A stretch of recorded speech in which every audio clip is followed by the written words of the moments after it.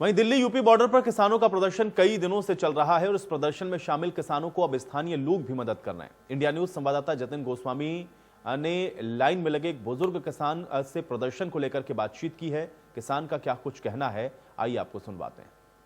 तमाम बॉर्डर्स पर बैठे हुए किसान किस तरह का कष्ट झेल रहे हैं, उसकी एक एक तस्वीर हम आपको तमाम बॉर्डर से दिखा रहे हैं। मेरे पीछे आप एक कतार लगी हुई देख रहे हैं, ये किसानों की कतार है। मैं दिल्ली यूपी की सीमा गाजीपुर बॉर्डर पर मौजूद हूं और ये जो कतार है, ये नाश्ता करने के लिए किसान इस कतार में लगे हुए हैं। यहाँ पर जो सुबह का नाश्ता है वो बनाया जा रहा है, उसकी पूरी व्यवस्था आप यहाँ पर देख सकते हैं।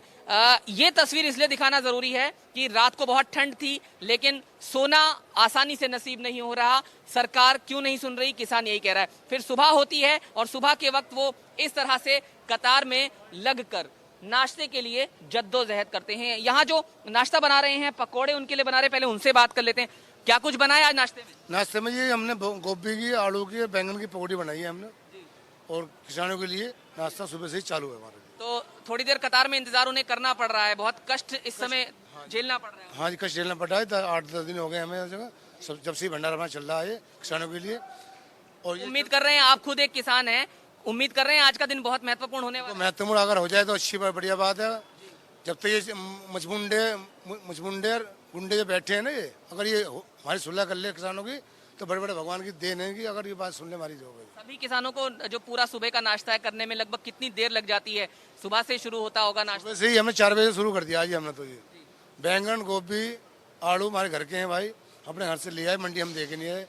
हम किसानों के लिए हम कर रहे हैं सारा काम। भैया ये टिकैत जी का कहना है ये, भाई इनकी नाश्ता बुक करना रहे कोई आदमी किसान। हम सुबह से लगे पड़े, जाड़े ठंड में ये सबको दे रहे हैं। तो कोई भूखा न रहे, इस बात का ख्याल जो यहाँ पर उन्हीं के साथी हैं वो रख रहे हैं, नाश्ता बना रहे हैं। कितनी देर से कतार में लगे? लगभग हो गया जी 15 मिनट। बहुत कष्ट इस समय आप लोग देख रहे हैं। उम्मीद कुछ कर रहे हैं कि सरकार भी सुनेगी, आपके इस कष्ट को भी देखेगी? हाँ, नहीं, कष्ट को भी देखेगी, सुनना भी चाहिए उन्हें। और जो है ये जो कानून बना हुआ है, इसमें जो है MSP से नीचे हमारी फसल ना खरीदी जाए, इसका ये गारंटेड लिखित में कर दें कुछ जुगाड़ ऐसा। और नहीं तो हर आम आदमी पे, यहाँ तक कि आप तक पे भी इसका लोड पड़ेगा, किसान पे तो पड़ेगा। ये सबकी लड़ाई है। तो ये देखिए, ये 76 साल के हैं। बाबूजी से हमारी बात हुई, उधर हमने 83 साल के एक बुजुर्ग से बात की। बाबूजी, आपकी उम्र कितनी है? 74 वर्ष। तो 74 साल में काफी रात तो काटना मुश्किल होता होगा रोड पर, खासकर इससे पहले तो नहीं काटी होगी आपने? नहीं, पहले नहीं काटी। कैसे? इस समय ठंड भी बहुत ज्यादा है। नहीं, ठंड कितनी रहो चाहे मर जाओ भाई।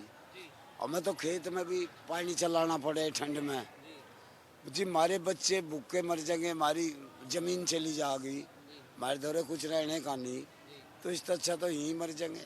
तो कैसे समय कटता है यहाँ पर? दिन भर क्या करते हैं आप? नहीं, दिन भर बैठे। रात में भी बैठे थे कल? रात में बैठे थे, जब से ही बैठे। आप बताइए जी, कितनी उम्र है आपकी? मेरी उम्र 51 साल है। आपके ये तो बुजुर्ग साथी हैं, वरिष्ठ सभी किसान हैं, क्या कहते हैं? किस तरह की बातचीत होती है दिन भर? क्या चलता रहता है, मंथन चलता रहता है? ऐसा है, मंथन करूँ जा, ये विचार करूँ जा, भाई हमें इस प्रधानमंत्री से बहुत आशा थी। और जब ये विदेश में जा था, वहाँ भी ये पता लगा था भाई प्रधानमंत्री जी बहुत अच्छा कार्य कर रहे, बहुत बढ़िया बोल रहे। लेकिन इस आदमी से इतनी उम्मीद थी, इतनी किसी से नहीं थी, क्योंकि 70 साल से कांग्रेस का राज था, उससे सब त्रस्त थे, दुखी थे। उसके बाद में इन्होंने सोचा, भाई ये सोचा था भाई बढ़िया हमारा प्रधानमंत्री बनेगा, देश में खुशहाली आएगी। जब तक किसान खुश नहीं होने का, जब तक देश में कोई खुशहाली या तरक्की का रास्ता नहीं हो सकता। तो जब तक किसान, बड़ी उम्मीद थी हमें। लेकिन अब धीरे धीरे इसने जो छोटा व्यापारी था वो खत्म हो गया पहले, जो छोटे छोटे किसान है वे भी खत्म हो गए, जो बड़े बड़े किसान हैं वे चले गए। ये कुछ चंद लोगों के जो व्यापारी लोग हैं, बड़े लोग हैं, जो देश के को आर्थिक संकट से कभी उभार ही नहीं सकते, मजदूर बनाना चाहते हैं बंधुआ। यानी किसान को अपना हक है जी, वो लेके रहेंगे उस हक तो लेने के नाम के आ ही रहे, इसमें तो कोई बात ही नहीं, कोई विचार ही नहीं इस चीज पर तो ले रहे।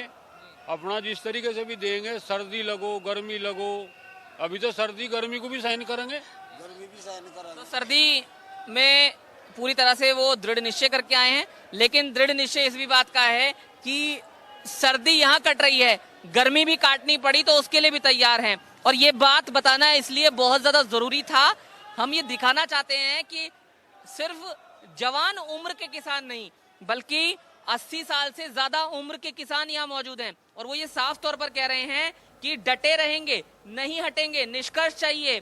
26 जनवरी तक की तैयारी करके आए हैं, बाद में भी यहाँ रहना पड़े तो कोई दिक्कत नहीं है, इंतजाम करके आए हैं, इंतजाम ना भी हो तो भी, ठंड हो गर्मी हो, सब कुछ यहाँ सहन करेंगे, सिर्फ और सिर्फ अपने हक की लड़ाई पूरे दृढ़ निश्चय से करेंगे और जब तक हक नहीं मिलेगा तब तक इसी तरह से बॉर्डर्स पर बैठे रहेंगे। गाजियाबाद में कैमरामैन अविनाश के साथ जतिन गोस्वामी।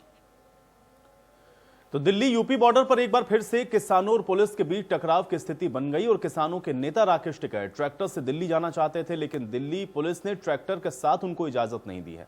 दिल्ली पुलिस के अधिकारियों ने यूपी की सीमा में आकर राकेश टिकैत को समझाया, जिसके बाद राकेश टिकैत गाड़ी से दिल्ली जाने के लिए मान गए। गाजीपुर बॉर्डर पर राकेश टिकैत जो किसानों के नेता हैं वो ट्रैक्टर से दिल्ली जाना चाहते हैं, लेकिन दिल्ली पुलिस उन्हें नहीं जाने दे रही है क्योंकि दिल्ली में ट्रैक्टर अलाउ नहीं है और इसी बात को उन्हें यहाँ समझाया जा रहा है। आप देख सकते हैं तस्वीरों में यहाँ पर जो दिल्ली पुलिस के अधिकारी हैं वो मौजूद हैं और जो भारतीय किसान यूनियन के राष्ट्रीय प्रवक्ता जो यहाँ किसानों का नेतृत्व कर रहे हैं राकेश टिकैत, वो यहाँ मौजूद हैं और दोनों के बीच, दिल्ली पुलिस और राकेश टिकैत के बीच यहाँ बातचीत चल रही है। दिल्ली पुलिस के अधिकारी उन्हें समझा रहे हैं कि आप ट्रैक्टर लेकर नहीं जा सकते हैं, लेकिन वो यहाँ पर बॉर्डर पर खड़े हुए हैं और कह रहे हैं कि दिल्ली जाएंगे तो ट्रैक्टर से जाएंगे। हालांकि बातचीत हो गई है और दिल्ली पुलिस जो है वो वापस दिल्ली की तरफ जा रही है, आप यहाँ देख सकते हैं। और मैं वो ट्रैक्टर आपको दिखाऊं तो सामने वहां ट्रैक्टर जो है वो राकेश टिकैत ने लगाया हुआ है और उस पर कुछ किसान जो हैं वो बैठे हुए इंतजार कर रहे हैं कि राकेश टिकैत जो है अगर वो दिल्ली जाएंगे ट्रैक्टर से तो तुरंत जो ट्रैक्टर है वो मूव होगा। और इसी बीच दिल्ली पुलिस ने यहाँ पर बैरिकेड भी बढ़ा दिए थे, लेकिन राकेश टिकैत फिलहाल ऐसा लगता है कि शायद मान रहे हैं, वो उनसे बात करके पता चलेगा।